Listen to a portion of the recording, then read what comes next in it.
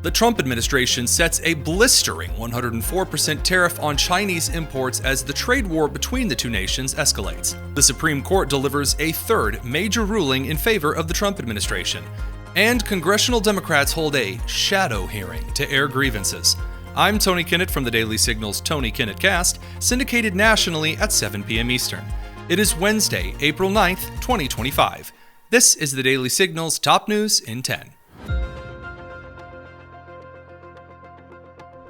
Tensions between the United States and the communist regime of China are escalating as a 104% tariff from the United States on all Chinese imports went into effect at midnight. Here's Press Secretary Carolyn Leavitt yesterday. You mentioned the 70 countries or so. I'm curious, though, under what conditions at this point would President Trump talk to President Xi about tariffs? Well, look, I just spoke to the president about this, and he believes that China wants to make a deal with the United States. He believes China has to make a deal with the United States. It was a mistake for China to retaliate. The president, when America is punched, he punches back harder. That's why there will be 104% tariffs going into effect on China tonight at midnight. But the president believes that Xi and China want to make a deal. They just don't know how to get that started. And the president also wanted me to tell all of you that if China reaches out to make a deal, he'll be incredibly gracious, but he's going to do what's best for the American people. These tariffs were in response to a Chinese retaliatory tariff of 34% on April 4th, which were a response to Trump's reciprocal tariff of 34% on April 2nd. Victor Gao, a Chinese professor in Beijing and a member of the Chinese Communist Party, boasted about China's ability to outlast the United States. Chinese government will definitely retaliate again if the United States imposes additional 50% tariff against Chinese export. China will announce immediately 50% retaliatory tariff against the U.S. export to China. Now, the second point, which is equally, if not even more important, is that in this round of trade war initiated by the United States, not only against China, but against so many countries in the world, China will not blink first. China will not be the first country to blink vis-a-vis the United States. Believe it or not, that's not the only rough spot with China making headlines. After Beijing intervened to stop the sale of major ports along the Panama Canal from the Hong Kong firm C.K. Hutchinson to an American firm, the Secretary of Defense Pete Hegseth traveled down to Panama to make this statement yesterday. I want to be very clear. China did not build this canal. China does not operate this canal. And China will not weaponize this canal.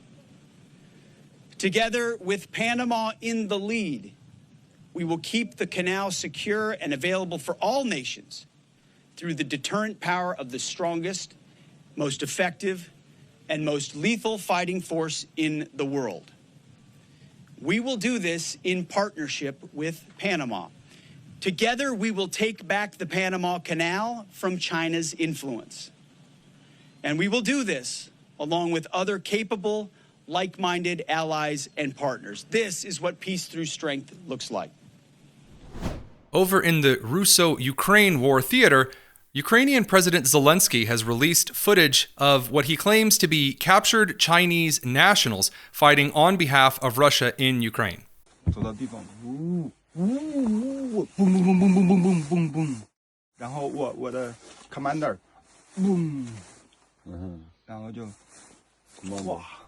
Back on the U.S. side of things, the President of the United States spoke in front of a group of coal miners signing an executive order to boost coal production in the United States. He also took a moment to talk a little bit about what he believed to be the successes of his tariff policy, mainly income to the United States, as well as other world leaders coming to the White House or to reach out to the president's office and request some kind of a deal or negotiation to lower the tariffs. Check it out.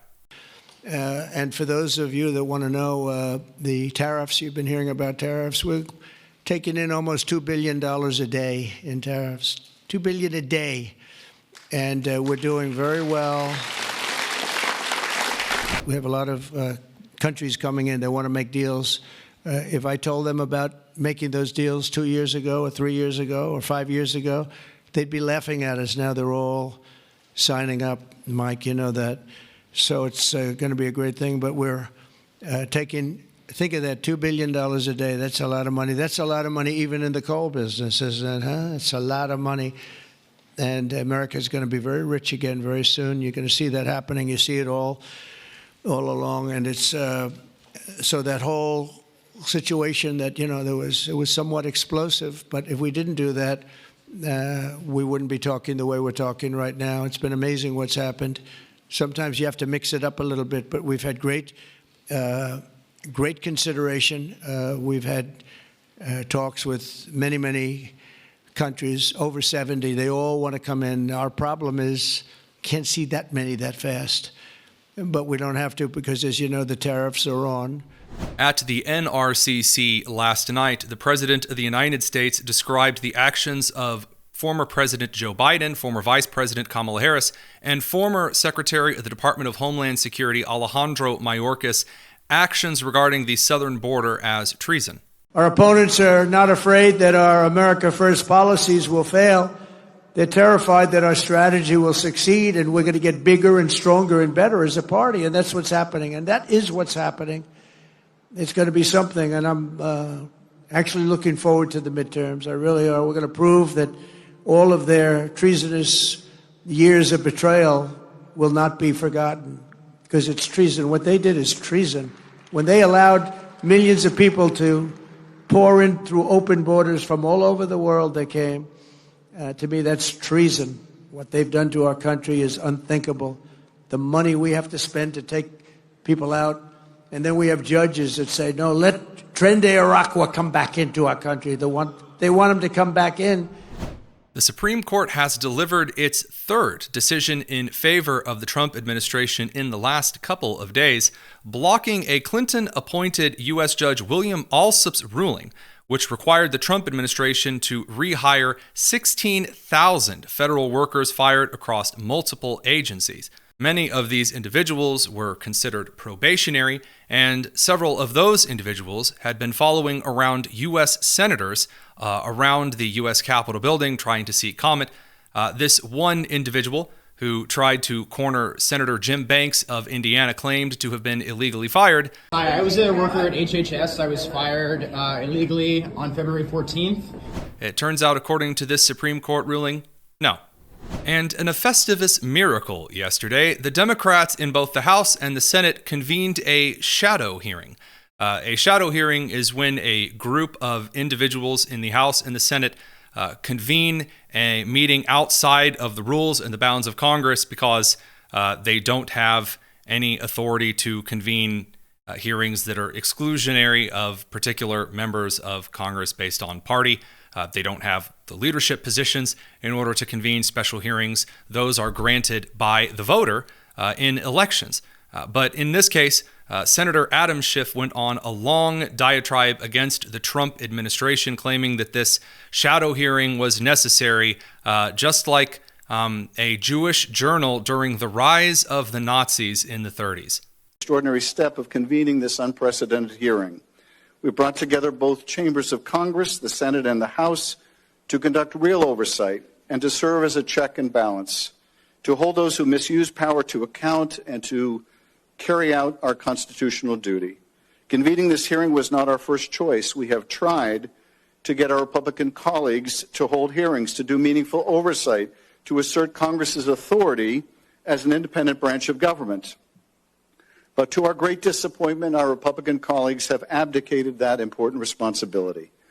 They have stood by as the President has run roughshod over the legislative branch and turned Congress into little more than a rubber stamp. So today we'll hold the first of what we hope will be more bicameral oversight hearings. We will do the investigative work that our colleagues across the aisle refuse to do. We will expose the illegality, abuse, and corruption of this administration and within the Department of Justice. We will have brave witnesses speak to what's actually happening behind closed doors, how the Trump administration continues to try to intimidate them from speaking out, and why it matters to Americans across the country. The Trump administration is following a well-worn playbook. History serves as a guide and as a warning. In the 1930s, a Jewish lawyer in Berlin tracked in meticulous detail how Germany gradually became what he called a dual state. First, to keep the country running, the ordinary legal system remained in place for most people. And yet, step by step, a parallel system of governance and law emerged, what one scholar called a lawless zone. For more riveting coverage on these shadow hearings, I recommend you're tuning to C-SPAN 3. If you didn't know that C-SPAN had a third channel, neither did I. Before you go, check the description to make sure you're subscribed to some of the other great shows at the Daily Signal, like The Signal Sit Down with Bradley Devlin and Problematic Women with Virginia Allen. And join us tonight at 7 p.m. Eastern for the 300th episode of the Tony Kinnett Cast, now with twice the taste and only half the calories. I'm Tony Kinnett, and this has been the Daily Signal's Top News in 10. Take care.